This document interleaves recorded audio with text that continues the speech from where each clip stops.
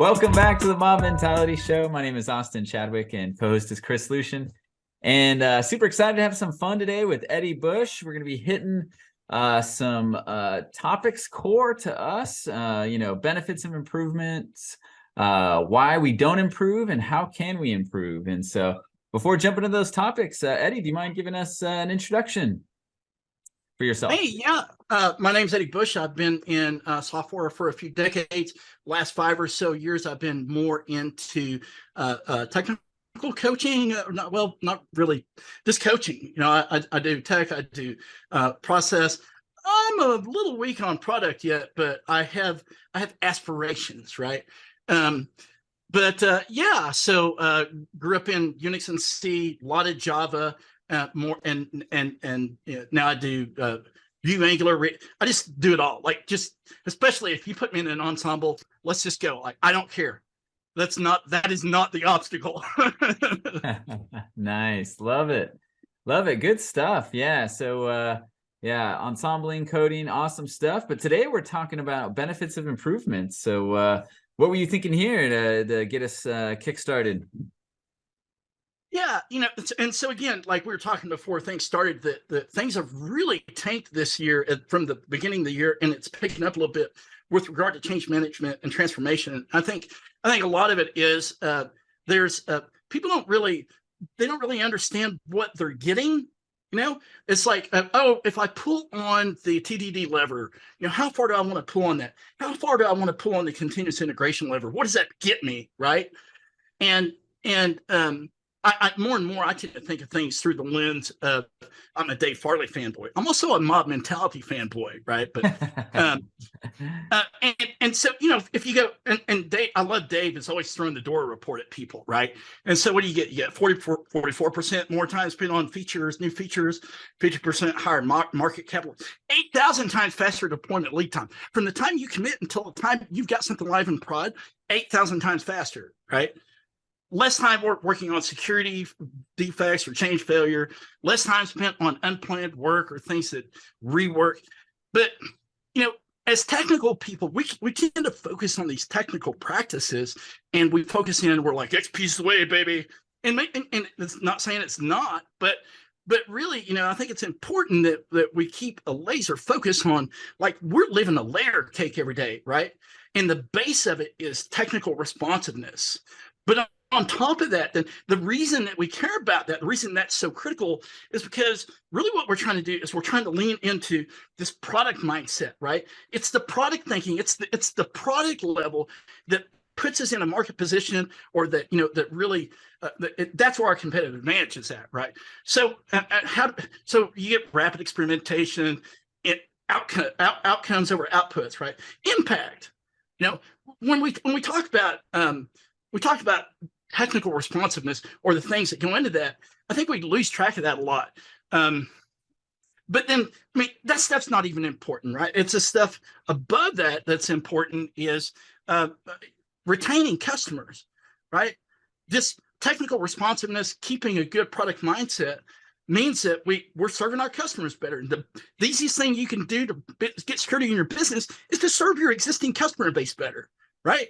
There's the easiest ones to get more money out of. And of course it makes it easier than if you're making them happy. You get word of mouth, you get more customers. So these are, I think just the way that we think about that, right, is important. Absolutely. And I think you're kind of reaching to higher level meta things, but I am going to be a code head a bit and bring it back to XP a little bit in that what I've noticed is for customer retention, when every little piece you build, right, every little thing you ship to production is of high quality, then you don't have that customer retention problem as much, right? Where if you're kind of racing to the next big thing and you're kind of leaving a mess behind you wherever you go, it's going to make the customer retention story much harder with that kind of quality. So, you cannot have speed without quality. They are not separate things, right? Yeah. We know that now. And so absolutely. So I'll diminish the importance of practice, but it's that base. And if you're building on a base of sand, what do you have? The house collapses, right? Yeah. And a lot of what you're talking about reminds me of the fifth discipline and the example of the beer game and delayed side effects of side effects. And so Oh yeah. when we're talking about causal loops and second order effects, Mm. you know, you can you have like the short term thinking of maybe low quality but high feature output leads to higher sales growth, but then like blows up your customer turnover, right? And but that whole process takes a very long time. So somebody might be celebrated for switching to something that is lower quality and higher feature really feature frequency. But then when, you know, months and months and months later, when customers are flocking to a competitor, then, you know, it's easy to just blame the developers because they weren't building with quality or something along those lines. Yeah. And so, yeah, I really, you know, like for me, a lot of this comes back to the fifth discipline over and over again. And, you know, and especially this like delay between cause and effect. And I often find that everybody's so focused on the here and now that, you know, paying it forward to the future is very, very rare. I think it's odd, right? Because a lot of people would consider themselves long-term thinkers, but it's hard to, you know, when you're there and then and you're looking at like current day investment versus like with the expected benefit of high quality, it's very fuzzy for people. Yeah. Yeah. Well, and that works in the beginning, right? If you're talking about a new market and what you're really trying to do is just break in and give people something that they're hungry for. But then what happens is you build something that is not sustainable and you can't continue that to do that. And of course you wind up in a mess. There's I can't think of all the history lessons we've already had on that, but there are plenty of them. But the funny thing is the conversation just happens over and over and over again. And like I find, you know, just of all of the, you know, kind of engineering leadership roles that I talk to, it's, you know, oh, I had a victory. I convinced everybody that high quality is good.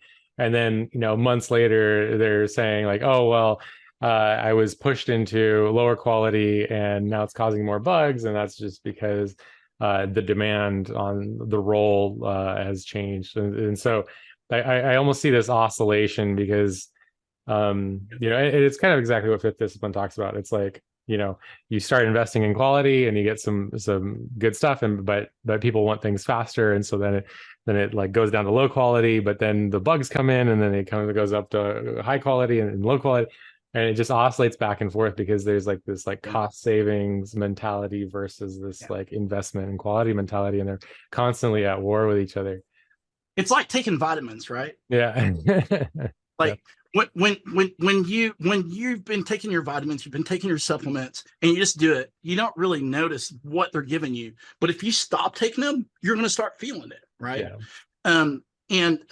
But people get and so maybe this is a human thing, and I've heard you guys specifically too talk in the past about how you have challenges when there's changes in leadership and you got to like kind of do a little bit of retraining. It's difficult for people to get because they're not thinking from a system perspective, right? They're thinking from how long does it take developers to do stuff. But if you look at the whole value stream, I mean, the time it takes for developers to do stuff is like 3 to 5% of the value stream. And I mean, how many times are you going to magnify that? And how many times do you have to magnify that to actually see some substantive, some measurable, worthwhile change, right? When if you double down on quality, and let's say the development went to 10%, well, how much did that shrink the value stream though? Because it probably took a lot of time out of the value stream. But people obsess over the wrong things because we have this tendency. This is a human tendency to measure the things that are easy to measure instead of the things that are valuable to measure. Right? This is. Yeah. I hear you. Yeah, and so I guess kind of coming back to the main topic a little bit. So you, is this something you talk about when someone's about to go on a an improvement journey of some kind, or the benefits of improvement, or what was your kind of catalyst, I guess, for this topic?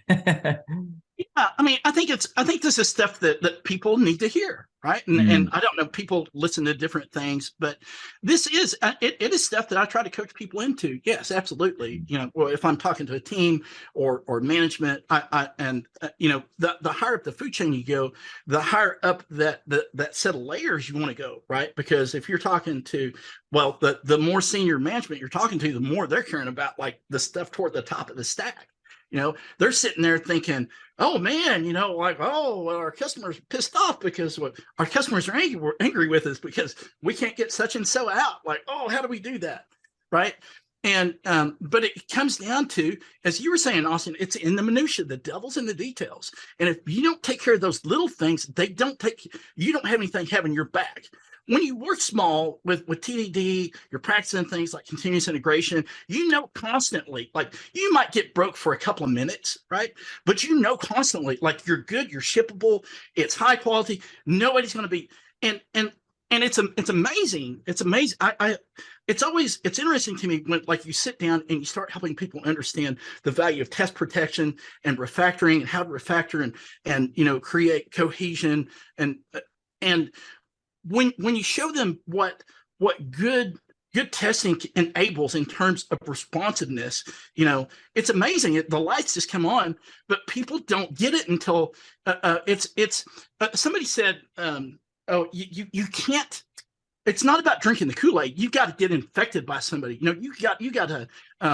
God, I'm saying this wrong. I can't think of the way it's phrased. You got to catch it from somebody, right? And so I think that's why coaching and especially being a player coach, actually plugging in with people, not following these big box recipes of we have the magic checklist that will get you there, but just getting in and working with the team, building rapport, and meeting them where they're at and seeing what their real problems are and helping them through those. There's so much reward in that, right? Yeah. And it's powerful. Then they can actually see, instead of like, oh, he's talking about the stuff that doesn't resonate with us. You're addressing the stuff that are there obstacles. Yeah, and I don't have a ton of experience, but I have tried out different ways of helping teams or companies improve, kind of from like a solidly like process mindset or a reliability mindset, and kind of external to the team, like kind of part of the team, but more like on the outside. And I have to agree with you. The player coach model, where you're in there in the weeds, ensembling with them or something like that, is incredibly addicting, and it'd be hard for me to do anything else to a certain degree. But it's because you can really see the light bulb come on, right? And a lot of the barriers that you face when you're kind of inflecting ideas from the outside or process from the outside is that shared context. It takes a long time to build up from the outside. Man. Yeah. Yeah. And the one phrase I'll just say real quick, because it just hit me, that I heard recently was, I think it's that like economy of trust, right? And you gain it in drips, but then you can just knock it over and lose it real quick, and the whole bucket will fall over, right? And so, and I feel like that's really hard to maintain when you're not a player coach, right? You're playing with them. Yeah. Yeah. Go ahead. What were you absolutely. going to say? Yeah. Because they don't get to experience your ability, right? That you have, you come in, especially when you come in as a, so I've been working with like Fortune 10 or 50 people, right? Big companies, and it's interesting. Like they got different. They're trying to get the most bang for their buck, right? So you come in, and some of them have this idea that you can scale things. So we'll have a coach work with people that want to be coaches, and those people will coach the teams. And there's not enough skill transfer. There's not enough rubber on the road, right? Direct contact. And so now you've really screwed up, because you got people that you think are going to be coaching, and what you've done is you put them in an incredibly unsafe position, right? They don't have enough of a variety of knowledge to be able to actually support their team, and so they've got this huge imposter syndrome, right? And it's just a mess. So there's that, or like the big box checklist.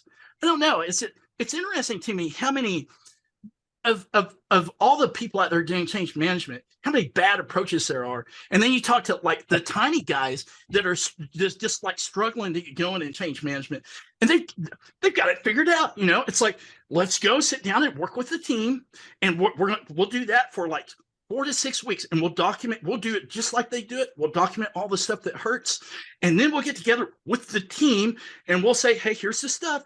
I think this is our priority order. What do you think? Let's come up with a plan. And what do? Then they work stuff one thing at a time, right? Not 5. And it's not a checklist. You don't checklist stuff. It's like you actually do stuff. I just stop working with the big boxes and go to the little guys because they know what's up. Nice. Yeah. And I think in that might be kind of getting to your second topic a little bit, which is why don't we improve? And, it was funny, me and my wife were talking about, what were we talking about? We were talking about something last night where we were saying that a lot of people, and including ourselves, when we want to improve in something, we'll often go to something that is completely unrelated, but feels like you did something, right? Like, I have this problem with these people I'm working with, so I'm going to completely move them to a completely different office location. And it's like, it's going to be like the same people working in the same way. You know what I mean? So it's like, but something feels good about like buying something or doing something dramatic that like you're helping the situation, right? And reorganizing the deck chairs on the Titanic, I think. Yeah, exactly. It's like the core issue is not addressed, but you've changed something dramatic in the system, so it feels like you feel good about like you're addressing it or something. I don't know. I've had a lot of stress in my life, and last night I was thinking, I want to go get some ice cream or a donut. Like, oh, that sounds good, And by the way, I'm on a weight loss journey. I was 270 not long ago, and I'm 234.8 now, right? So I'm sitting there thinking, man, apple fritter, that sounds, and so that would have made me happier in the moment, but it would have gone against my goal, right? Like It wouldn't have helped it damn bit. Yeah. It's interesting. Like, I think part of the reason that we do, every reason that we do it, every reason that we do bad stuff or we don't improve, it comes down to knowledge, right? Like, we don't have knowledge. We don't know what the real problem is. And so we can't know what some good candidate things are to try, right? We don't know what a continuous improvement journey looks like. We don't know how to work in small steps and get someplace. People don't know these things. I know it sounds like they don't know that. They don't know that. People don't. But so you've got all this cultural and behavioral inertia in a place, right? Like, you've got the system that's entrenched, and we've got this nervous energy pushing us forward, doing the same stuff. And the weird thing is that people accomplish some things and they feel like that means that they're successful, and so, they were successful and they did the stuff to get that success, so that must be the stuff that made them successful, right? They can't picture that that's the stuff that's holding them back from being more successful. Like, yeah. So it's interesting when you go across, as I've gone to different clients and worked with different groups. It's so interesting. Like, people that I could throw out 1,000 buzzwords right now about different technical practices and techniques and stuff, and we would probably be all on the same page. We would have extremely similar definitions, and that's the reason why we're successful in our personal practice, because it's those definitions that work together to help make us successful, right? But people create their own definition. They're doing something that they feel like is similar, and they see a definition and they're like, oh, that's what refactoring is. Oh, that's what technical debt is. Oh, that's what can, or you've got like vendors out there pushing words on people like, oh, you got to have Jenkins to do continuous integration, right? Or, oh, that's continuous. Like, come on, just like go figure out what this stuff really is. And so people just don't know. They don't know what intention revealing means and looks like. They need somebody to help them, right? And so it's a lack of knowledge. And most organizations do an incredibly horrible job of communicating strategy, so that if they ever did try to get to the point that they had more autonomous teams, like how would they know what to do, right? How would they know how to pivot together to have like something larger than a single team could do, right? Because that communication is incredibly, it's non-existent or completely ineffective, right?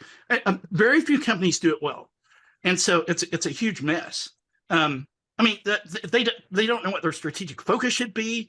They don't, and so they don't know what their tactical responsibility right now is to try and get to whatever that strategic outcome is, right? They just don't know. And people think that they're telling them, but they're not communicating in an executable way. Or they're focusing on outcomes versus, or outputs versus outcomes. Or, the one I really like, and I know this will resonate with you guys, is they don't get lean flow dynamics, right? They don't understand, like, they're not system thinking. They're not thinking like, oh, it is more effective to have 3 or 5 people working on one thing because we're getting 5 jobs done at once. And instead of creating the situation of handoffs and loops and rework and everything, it's just done when it goes out. I mean, they're not used to that. And so they look at it and they see working this different way is ineffective. I worked for a really great XP shop several years ago, and it was really nice because I had not yet in my career, I had the opportunity to work for an XP shop. I'm self-taught. I grew up around people that didn't care, and I cared. And so, I learned all the stuff, and it was really validating because I go to work for this shop as a contractor, and I just fit right in. I knew how to do it. I was doing all this stuff right. It was really great. And we had it was so much fun just sitting down and working with people, and working with other bright people that you could just mash wits with all day long and come up with a better outcome. Very synergistic and wow, it's just so great. But then at a time later, the CTO left. The CTO was the one that brought the XP practice, and the new guy comes in and he's like, why do we have 2 people working on everything? And he totally he cast all that stuff. All the good people that knew anything left, right? The turnover went way up, the quality went way down. And I don't know if they're even in business now, right? But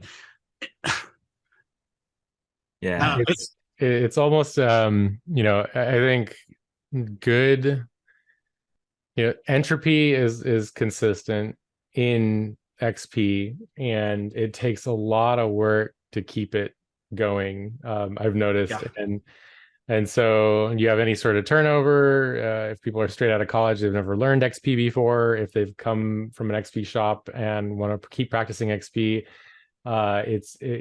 that's a very rare candidate to have. And then you have a higher level management change, and then pressure gets put on a team to then abandon it. And so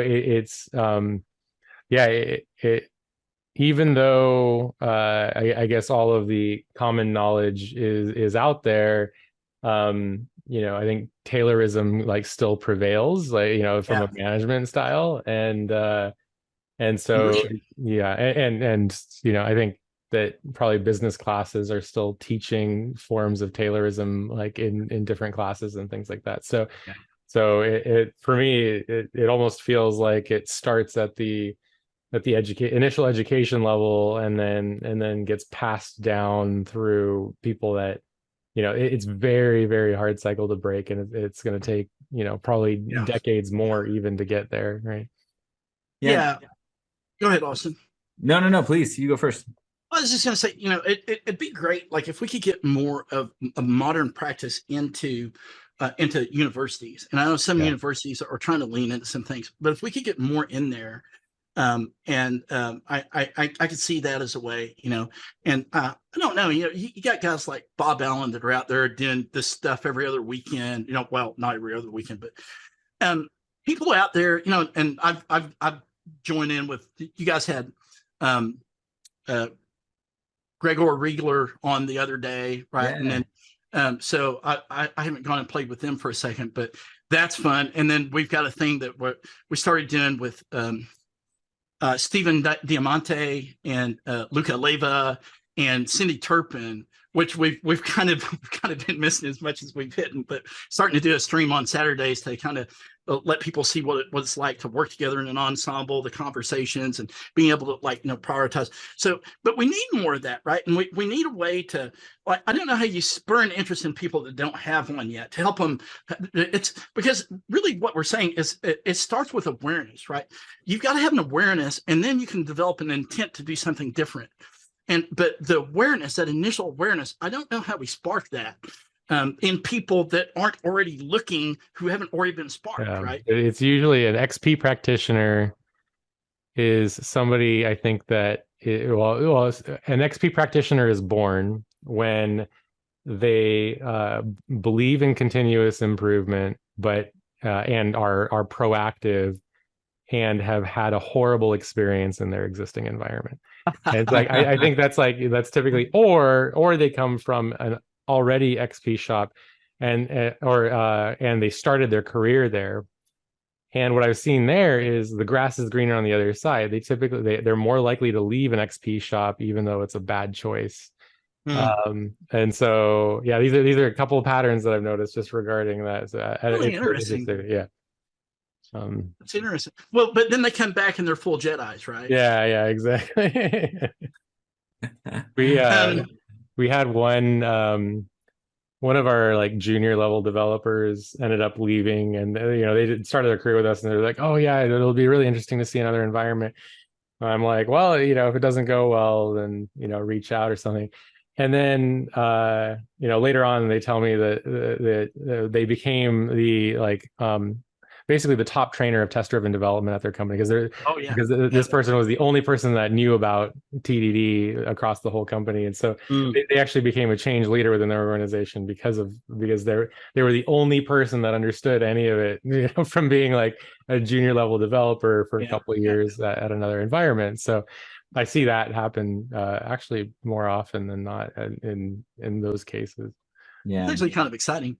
Yeah.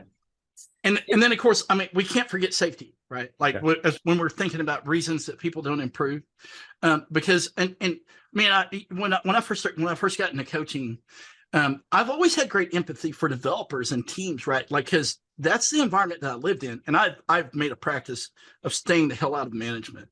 I had people let me try it on, and I was like, yeah, not for me, too far away from code, and But it's interesting. If you really start thinking systematically about things, you've got to develop empathy even for the leadership, right? Because they're facing different obstacles that the tactical things that they're facing that make change difficult are different than it is at a team level, but the pressures are the same. Really, the pressures are the same. And especially middle management, we love to gripe about middle management, but I mean, think about the spot that those poor suckers are stuck in, right? And so this is why, if a change initiative isn't driven from the top down, if you don't have the people above you bought in, your ability to affect change is going to be severely limited. That's just how it is. And I had again, working for a Fortune 10 company, had a guy that was a mainframe graybeard guy, did XP on the mainframe, right? And he was like, yeah, man, I believe in TDD. I believe in pairing. I don't know about the ensemble thing yet, but dude, you got me. And he was oh man, who's the story mapping guy? Jeff Patton. He's a big Jeff Patton fan. He's like, oh yeah, story mapping. We had to fire my agile coach, and so I turned into the technical and agile coach. And so we're doing it all. And so he comes in to stand up one day, and he's like, Eddie, he's like, we don't have time for this. We've got to ship. And I'm like, hey, we've been talking about this. Thought you were on board. And he's like, yeah, well, I had a meeting with my boss the other day, and he told me delivery is my top priority. By the way, his boss is the one that was the sponsor to bring the coaches in to transform. So, but what he did is he disavowed ownership of it, right? He made it the responsibility of the coaches. And so at the end of the day, we went through several different models that had different, and at the end, we kind of fell into some player coaching, had a little bit more effect. but there's so much just organizational cultural inertia there that, you know, what we wound up leaving because they weren't getting what they wanted. And but it came down to that. And the way, the place they were pivoting into though was to make it, put the pony on his back, right? Like, oh, this is your initiative. What do you want us to do, right? Which I think is important, you know, if because especially if you come in as an external person, you have no teeth. Right? You can't do anything. All you can do is say, oh, well, I don't know, guys, but what if we did it like this? What do you think? Can we try that? You know? And sometimes they will, and a lot of times they won't. Yeah. Yeah. And I think the different parts of the system fighting each other, like diametrically opposed, sometimes within the same person, you know, from one day or 1 month to the other. Yeah. I've seen that a lot. And so I was agreeing with what you were saying before. I think awareness is a problem, but you know, kind of what you were talking about before with the empathy for leadership. Yeah. And you know, I've also been in places before where there is awareness that there's a problem and that there's a better way to try out. Yeah. But there's this too busy to improve, kind of like the last story you said, right? You know, Or fear. Or what's that? Or fear. Like or fear. We don't understand yet the difference between an outcome and an output. And so we're fearful of not having our throughput drop. Exactly. Yeah. And so I think I analyzed it quite a bit at a spot I was at before. And what it turned out to be was that there's just this chain of pressure, you know what I mean? And so like, you know, me and my current team are experiencing pressure coming from this person. And then the more I learned, this person was experiencing pressure from this person, and then this person was and so it's like this chain of pressure. Sometimes it traces back to the customer, sometimes it traces to shareholders, you know, or whatever it is. Mm-hmm. And what I love about some organizations, maybe it kind of reminded me of that XP shop, is where sometimes it's literally at the bottom, someone on the team stops it and says, you know, we're not going to let that rule us, you know what I mean? And sometimes it's higher up where someone stops it. But until someone does that, it just seems to never go away, and anything you try to improve will quickly vanish. But I was curious about, what's your take on all of that? Like, what have you seen help organizations get out of this chain of pressure cooking? I mean, that's a good one. I think that's something I'm still learning, dude. Yeah. You know, and so what I do is I go in, I try to talk about the Western culture study, and talk to them about outcomes versus outputs, and you know, local versus a larger scope of change. And I really, to me, I want people to understand that there's a difference between outcomes and outputs, right? That some things we can measure the impact of, and some things are just stuff that we did. And if you can get focused on that, you can cut at least a little bit of noise out and open up a little bit of space. But you know, you really need there. So there's that. But then there's also, you know, just helping people understand, like, if you ever want it to be better, you must create space, because the only way that you're going to make anything different is you've got to get into consistent, deliberate practice. You got to do deliberate practice. You got to iterate on it. You got to build proficiency, and then you can be in a better place, right?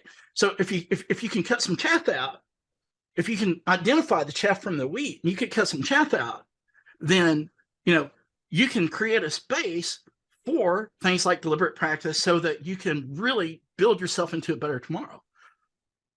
But you got to make the space. If you're going to flirt with it, you might as well just save your money and send all the coaches home, right? Yeah. Because forget it. No, and this is a big company problem too. It's like, you know, I was this one shop, literally was talking to like this pretty high up middle manager, and that was over a team that I had previously coached, and we had problems moving things.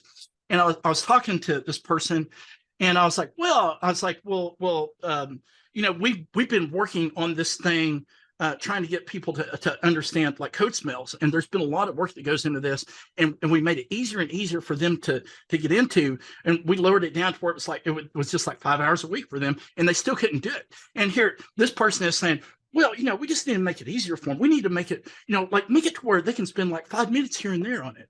I'm like, so that doesn't work, and it's scientifically proved that it doesn't work. And what we need, like this group is called the software software champions. Was it soft? No, it wasn't. Software excellence champions. We're the software excellence champions. We got people with power here, like high up managers. What are we championing? How do we go out and champion? Can I get you to go out and champion some stuff? Right? And the answer back is, well, I didn't think that we were here to change culture. No, the culture is exactly what you're going to change, because culture is where all your stuff comes out of. Yep. Yeah. Sorry, that I went off there. No, it's good. It's good. It's very passionate, and we love that. Yeah. All right. Well, so that might be a good segue into how do we improve, right? Yeah, absolutely. And again, I actually think that you've got to start with the leadership, because if they're not on board, you can affect some local change, right? And so maybe possibly you've got two initiatives that merge at some point. You've got people that are helping to build a little technical practice up on the team, but you've really got to get in there hard with leadership and help them understand, things like Western culture. Your culture, the things that people do are built around the incentive structure. I mean, Kent Beck's been talking about this for years, and he's absolutely correct. It's about incentives. But there's so many things that you can use as incentives, and some of them are absolutely free, right? As a leader of an organizational unit, you have a special currency of your approval, right? People want your approval because you're going to do the reviews or whatnot, right? So the things that you speak into that environment, the things that you act into that environment, you're creating a culture. Just like you said, somebody said, hey, stop here, man. We're not doing that. We're not doing that. But I don't think that people understand how much speaking and acting it takes. So, if what we were talking about is if they really thought they were talking about like corporate culture, then and they were good at communicating corporate culture, they would realize that you have to talk about something so much that you're just sick and tired of talking about it for it to actually penetrate, right? And so they think, oh, well, we said something one time, and so now people know that they can do that, right? No, Yeah. you gotta talk about it, like when you have your skip levels or you're talking to people direct, say, hey, how's that transformation going? Are you guys learning stuff? Is it making you, are you putting that rubber on the road? Is it helping you? Do you need anything else, right? Are you getting the value out of that? Oh, you're having trouble putting it into place. Why is that? What can I do to help you with that, right? Instead of, and the flip side of that is the example of my guy that goes to his boss and he says, oh, your throughput dropped a little bit. Yeah, well, we're working. You started this transformation thing. We're working. Delivery is your number one priority. Like now you're speaking the wrong thing. Now you're actually acting. You're not just speaking, you're acting into the environment, and you're putting punitive measures in place here that it's a perverse incentive, right? Yeah. It's really frustrating. So Western culture, product thinking, right? Product thinking is so critical. Getting people to understand the difference between just doing some work versus, having a chain of stuff that results in an impact, and using techniques like story mapping or journey mapping that help you keep focus on the impact that you're having, because that's so critical. I don't think people who haven't done it don't get it. But when you've got that and you're looking at it, you're looking at how you're looking at the impact that you're having. You're looking at how you're going to get there. And as you work through every piece of that knowledge means that you can say, oh, what we probably need to do this. Oh, I bet we don't need that, right? It's so powerful. That's the reason why we do stuff like this now. Yeah. And then, of course, safety, right? Like leadership, you got to start with leadership, though. Because if they're not doing the things that create the safety, it doesn't exist. Yeah, and that's and I'll be honest here that that kind of coaching from the top stuff is an area that I know less about and I'm less experienced in, and I see the value in it. It's just something I don't know much about, and I know, And I think at least from the bottom side, you say like you have two things going on, one from the top and one from the bottom, right? And the two kind of merge at one point. And what I do know from the bottom is that it's very difficult for someone, take any improvement, right? Like you said, diet and exercise, or code diet and exercise, right? So to speak, with XP practices. There is that curve where you don't necessarily know if it's going to work yet. And I know from the bottom level, so this is kind of like half-baked kind of brainstorming here, but I know what I've seen from the bottom of the improvement chain is that in an ensemble, you can get people who are willing to try it with you because they're in it with someone else. So they're not alone taking the brunt of the pressure of the system, right? Absolutely. And where you can, I mentioned here, create that space, right? And so where you create the space for improvement by actually delivering, right, in a way, and this gets hard if they're measuring every, keystroke or something. I don't know how they're measuring throughput, but what I've usually seen is from the bottom level, the rest of the system may not care if your delivery is solid. And then you can create the space within there, and then people catch on like, oh, we're able to deliver and improve and learn and experiment, right? And it almost like you need to be able to do it with someone to have the courage to see what that looks like, where you have a happy customer and you have space for improvement, right? And so I think you have to have an amount of safety to start there, right? Like, as I hear you talking about it, there's things like, I know you slowed down. There's no way you didn't slow down to do that, right? Because learning and putting new skills, developing a new skill to the point that you can be effective and it can make you go faster, it always slows you down. It's just, it's the J curve, right? Yeah. And so you must have had an amount of safety, and I mean, that's awesome. Not all teams have that. Not all organizations have that, right? It's really sad, but I mean, that's awesome. I haven't experienced that. I guess I'm working with people who are laggards, who are, again, large organizations, and they've determined that this is going to happen. And it was interesting in the beginning. I've always mentored. Again, I've been in software for about 3 decades. I've always mentored. But, getting into coaching, when I first got into coaching, I was like, okay, well, somebody was telling me it's like baseball, talking about squish the bug. Somebody was, like you're just there, do it like this. That doesn't work, I wish I had a piece of rope. It's like I had, if you push something, this is what happens when you push rope, right? If you pull it, it works better. Right? If they're pulling, then that works. But when you push, I mean, you may be able to get them to do some stuff when you're with them, but you're going to lose every person, right? And forget about actually trying to affect. So I think every new coach starts out there, they're like, oh, just do it like, oh, what's your problem? Just do it like that. But you got to develop the empathy and the ability to look at it and say, like, hey, and kind of take people through it. Hey, what if we tried it like this? Like, you're really close. If you did it like this, here's what you would see out of that, right? And oh, did you want me to show you? Oh, here, so let me show you, right? Yeah. And if you can sit down and partner with them, then it makes it easier. But there's still, it's been so long for me. I have to stop and think, like, why is learning so hard?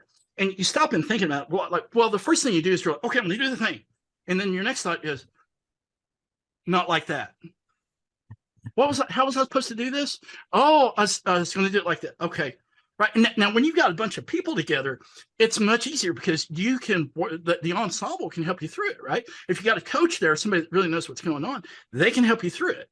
But it takes, however you get there, there's going to be some degree of slowdown because it's just the inertia of that behavioral inertia. You've got to break it. You're building a new habit, right? Yeah, right. And the way that we behave is based on context. They say psychologically, they say that the things that fire together wire together, right? And it's about a context. So you take Actually, I think this is why process is easier to change than things that developers do. Because when you look at process, you're looking at things we do once a day, or we do a couple of times a sprint, right? And so the behavioral inertia is not as strong there. But you look at stuff that a developer does, and they're doing something like hundreds of times a day, maybe thousands. And so you've got so much inertia there to overcome, just to break through. I think that's part of why, and people don't get that, but I think it's part of what makes it so much more difficult to, and it's all nuance. It's so much more nuanced, right? Sorry, Oh yeah, absolutely. So you've got leadership, and I actually think you got to start with leadership. And the next thing you need is technical competence. You've got to have an amount of technical competence, right? And so you've got to work with the team and help them understand how to command, what does safety look like? How do we get there? What does good code quality look like? How do we get things? How do we bring that shipping time down? How do we practice continuous delivery, right? And then, because you need the team to have the technical competence to be able to pivot in the context of whatever larger thing is going on across maybe multiple teams in the organization. But if they don't have the technical ability to pivot and to be flexible, then all you have is a mess. You have the way that things are working for you right now today, right? Low technical competence, things meet in integration, nothing works. Yeah. But then once you've got that, if you can get organizational clarity down and people learn to work together, now they've got the technical competence, right? They understand how to pivot in the minutia, and so the context changing around them, now they can pivot and they don't wind up with a mess in integration because technical competence. But yeah. And I think you're right. I mean, I think ideally, go slow to go fast, like you're talking about. If you can establish that space, that is 100% key. And we are somewhat running out of time, but I do have kind of a half-baked hypothesis that I'm kind of playing around with, and maybe it'll turn into another talk or something, or another experiment of some kind. But the idea is that if you are delivering daily, and you interact daily with your customer or product person or whatever, that space comes naturally, right? Because it's like, oh, today is what we delivered for you, and this is what we're working on next, and tomorrow I deliver something to you, and every day you're delivering something. And if you're able to deliver every day, there is no perceived loss of throughput, right? Sure. But but in that day, you might, in the ensemble or however you're working, there might be time where you're saying like, hey, let's pause a second and try a different way to do it, right? Or something like that, right? Sure. And so I haven't, I've only been able to try places I've been, but it is a hypothesis I'd like to explore more. But I do agree with you 100% that if you can get the space to slow down to improve, that makes sense, right? It's kind of like in any other space, that's what makes sense, right? Like, oh, we're gonna become stronger as a sports team, like a football team, and so we're gonna lift more weights. Well, you can't lift weights and then in the same day, have a perfect game execution. You're gonna be worn out, right? And so, I definitely hear you, and I see the value of coaching from the top as well. Yeah, Ted Lasso, right? Ted Lasso. I don't know. Maybe you guys aren't watching Ted Lasso, but this pivot into what was it? Total Football? Was that the thing that they're doing now? Yeah, really. It just made me think about ensemble working, right? Like, both Moneyball and Ted Lasso have been I've watched Moneyball, but I have not watched Ted Lasso. You should watch Ted Lasso. But I hear that all the time. Okay, so I think it'd probably be good to wrap up here. So is there anything that you'd like to plug or share before we close out the show? I would say, hey, my buddy Bob Allen does Codecraft Saturdays and Sundays once a month. You should go if you want to plug into XP practices a little bit and make some good, get plugged into a great network of people. I'm on Twitch, twitch.com, Craftsmanship Counts. give you a link. And we're doing a stream most Saturdays around, or it's kind of a text-based dungeon that we're doing. Nice. We're doing that in Java with Cucumber, and Nice. yeah, it's really interesting. It's been very interesting. Good group there. Well, I don't know what else it would be. Okay. Obviously, keep up with the Mob Mentality Show. Oh, thank you very much. Well, right. Yeah. So to all our viewers and listeners, if you know somebody that maybe is going through changes in their organization, or maybe trying to understand more about craftsmanship and things like that, then recommend this episode to them. Get them listening to the show. Like, subscribe, ring the notification bell. And Eddie, thanks for joining us, and to our listeners, thanks for listening, and looking forward to next time. Bye, everybody. And if you're looking for a technical coach, give me a call, because I'm looking for a gig. All right. Awesome. Right on. All right. Bye, everybody. Bye, everybody. Hey, guys. Thanks, everybody.